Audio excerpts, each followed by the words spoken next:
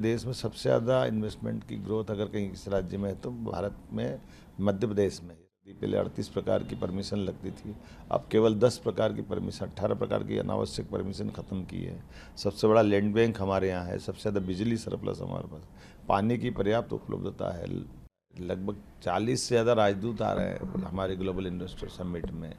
इसी प्रकार से यूके, जर्मनी, जापान ये हमारे को पार्टनर है। देखिए, पिछले पूरे साल से हमने, अगर ये केवल लोकसभा का चुनाव का समय छोड़ दे 3-3.5 महीने का, तो लगभग हर महीने हमने अपनी रीजनल इंडस्ट्री कॉन्क्लेव की है। और हर रीजन पे इस इंडस्ट्री कॉन्क्लेव करने कारण से जो सकारात्मक माहौल बना है उसका लाभ हमको ज़बरदस्त मिला है। लगभग 7 हर महीने इंडस्ट्री कॉन्क्लेव हुई है। उसमें सभी हमारे प्रमुख प्रमुख संभाग केंद्र, जिसको मंडल भी बोलते हैं, उसमें ग्वालियर, जबलपुर, सागर, रीवा, शहडोल, नर्मदापुरम, उज्जैन, ऐसे स्थानों से करते करते अब हम भोपाल में ग्लोबल कर रहे हैं।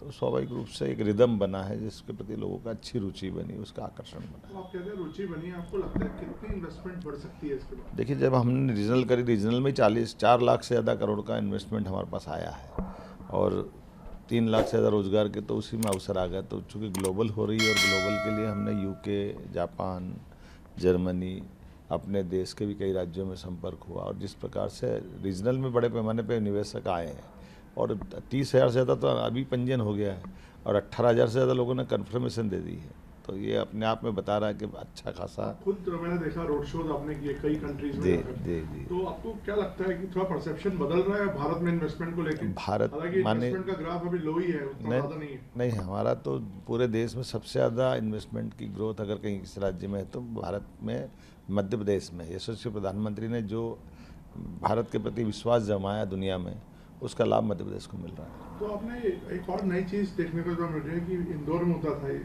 अब आप इसको भोपाल में कर रहे हैं, तो इसका क्या इसकी स्ट्रेटेजिक इंपॉर्टेंस क्या है?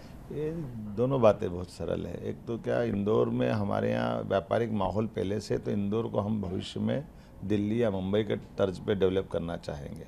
और ऐसे संभाग या ऐसे स्थान जहाँ अभी तक हुई नहीं है, वहाँ करते हुए, वहाँ पे फोकस करते हुए वहाँ भी इन्वेस्टमेंट आए।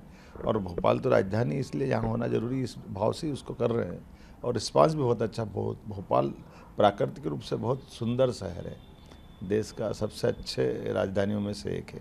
और जिस ढंग से रिस्पांस मिल रहा है, वाकई भोपाल बहुत अच्छा अद्भुत कार्यक्रम करेगा। तो कनेक्टिविटी एक इशू रहा है हमेशा से। सब कहते हैं बॉम्बे, दिल्ली, कलकत्ता, किसी और मेट्रो में जाना हो तो फ्लाइट्स आराम से मिल जाती हैं। भोपाल को लेकर थोड़ा सा अभी भी लोगों में संशय रहता है। नहीं, भोपाल की कनेक्टिविटी बहुत है, चारों तरफ से रेल की कनेक्टिविटी है, एयरपोर्ट की कनेक्टिविटी है। हम जिस प्रकार से व्यवस्था बना रहे हैं, राजमार्गों के भी सेंटर में आता है भोपाल, तो स्वाभाविक रूप से भोपाल कनेक्टिविटी में दिक्कत नहीं है। और ये अधिकतर निवेशक तो अपना प्लेन लेकर आएंगे, तो इंटरनेशनल वहाँ एयरपोर्ट है जहाँ पर्याप्त रूप से लैंडिंग की व्यवस्था है। बट सर, आप किस तरह से लुभा रहे हैं? लाइक आप लोगों ने कोई पॉलिसी में चेंज किए हैं? बहुत सारी 19 प्रकार की पॉलिसियाँ हमारी अलग अलग सभी सेक्टर की बनी, जिसमें देश की सबसे अच्छे राज्यों की पॉलिसी है। कई प्रकार की उलझनें हमने समाप्त कर दी। पहले 38 प्रकार की परमिशन लगती थी, अब केवल 10 प्रकार की परमिशन, 18 प्रकार की अनावश्यक परमिशन ख़त्म की है। सबसे बड़ा लैंड बैंक हमारे यहाँ है, सबसे ज़्यादा बिजली सरप्लस हमारे पास, पानी की पर्याप्त उपलब्धता है। मानव श्रमिक के नाते से अगर हम बात करें तो स्किल ट्रेंड वर्कर भी हमारे पास है और अनट्रेंड लोग भी अपने पास है ना। हमारे यहाँ लॉ एंड ऑर्डर की कोई स्थिति बनती, सरकार का सुशासन, गवर्नेंस बहुत अच्छी है, इसलिए उसका लाभ मिलेगा। तो कौन से सेक्टर्स पे आपका फोकस है सर? हम तो सभी सेक्टर पे चल रहे हैं, खास करके जैसे माइनिंग का हमारे पास बहुत बड़ा भंडार है, सब प्रकार की माइनिंग हमारे यहाँ है। सीमेंट उद्योग बहुत बड़े पैमाने पे है, ग्रेफाइट भी है, ग्रेनाइट भी है, इधर आयरन भी है, मैग्नीशियम भी है। अब तो दुनिया में जितना हीरा होता है उसका बहुत बड़ा हिस्सा भारत का तो अकेले मध्य प्रदेश में ही होता है। हीरे की खदान है हमारे यहाँ, सोना भी मिलने लगा है। केवल ये माइनिंग नहीं, एग्रीकल्चर ग्रोथ रेट बहुत अच्छी है हमारे यहाँ है। इसी प्रकार से आईटी में बहुत स्कोप बढ़ गया। आईटी में इंदौर, उज्जैन तो हब, इंदौर भोपाल तो हब बन गए हैं। इलेक्ट्रिक पॉलिसी, कुल मिलाकर के अब सेमीकंडक्टर, स्टार्टअप, आईटी, एग्रीकल्चर, दूसरी एमएसएमई में भी हमारी लगभग 3 लाख से ज़्यादा इकाइयाँ एमएसएमई की मध्य प्रदेश में है। भौगोलिक दृष्टि से भी बहुत बड़ा है, तो हमारी हेवी इंडस्ट्री है, MSME है, लघु कुटीर उद्योग है, सभी प्रकार के सेक्टर बड़ी संभावना है। सर काफ़ी यूथ पार्टिसिपेशन भी है मध्य प्रदेश में देखने को मिलता है, तो उनकी जॉब्स जनरेशन के लिए आप लोग कुछ नई दिशा दे रहे हैं? क्योंकि ये हमने जो कहा industry- रोजगार परक उद्योग अगर लगाएंगे तो उनको इंसेंटिव अलग दे रहे हैं।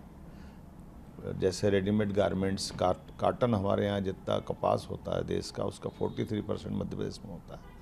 ऐसे में रोजगार परक कोई इंडस्ट्री लगाता है तो 5,000 रुपये प्रति लेबर 10 साल तक हम उनको इंसेंटिव दे रहे हैं। वो 4,000 का कारखाना लगाए, 10,000 का लगाए, 1 लगाए या 40 लगाए, सरकार सब प्रकार से प्रमोट कर रही है। तो इंडस्ट्रियल पार्क सर आप लोग किस किस तरह से प्लान कर रहे हैं? निजी भी, सरकारी भी, क्षेत्र वाइज भी, जिससे चाहे वैसा। इंडस्ट्रियल एरिया हमारे लगभग 23 है, इसको हम 50 तक ले जा रहे हैं। और ख़ास करके ऐसे ज़िले जहाँ पर हमको नए प्रकार से प्रमोट करना है, उनकी हमने अलग प्रकार से बहुत सारी आकर्षक पॉलिसी बना करके छूट देने का प्रयास कर रहे हैं। सर हमने एक ट्रेंड देखा है, जिन भी कंट्रीज में इन्वेस्टमेंट ज़्यादा आई है वहाँ पे सिंगल विंडो सिस्टम किया है लोगों ने। हमारे यहाँ सिंगल विंडो है। लेकिन लोग कहते हैं कि कुछ 28 दिन में, bureaucracy- नहीं 28 दिन के अंदर सारी परमिशन निकाल रहे हैं। आप पिछले साल का ट्रैक रिकॉर्ड देख लो, हर इंडस्ट्री का एनक्लेव जहाँ हमने की है वहाँ पिछले समय जिन MOU और जिन प्रकार से हमने अपने निवेशकों से कोई व्यापार व्यवसाय किया था, उनका भूमि पूजन लोकार्पण लगातार करते जा रहे हैं अपनी आंखों के सामने। और प्रदेश भर का वो अभियान चलता है। जब हर महीने करते तो फिर उसमें आपको निरंतरता, लगता है इन्वेस्टर समिट में घोषणाएं नहीं, इम्प्लीमेंटेशन भी होगा? ठोस काम होगा। और मैं मान के चलता हूँ देश में और देश के बाहर भी माहौल बना, मध्य प्रदेश से जुड़ना सब चाहते हैं। तो सर आप ये मुझे बता सकते हैं कि इसमें सेंटर का भी कोई रोल रहेगा? ये जो बगैर केंद्र की सहायता के कैसे हो सकता है? लगभग 40 से ज़्यादा राजदूत आ रहे हैं हमारे ग्लोबल इन्वेस्टर समिट में। इसी प्रकार से UK, जर्मनी, जापान, ये हमारे को पार्टनर है। तो इसका अर्थ है कि अपने आप में इसका क्या अर्थ निकलेगा समझ में आएगा।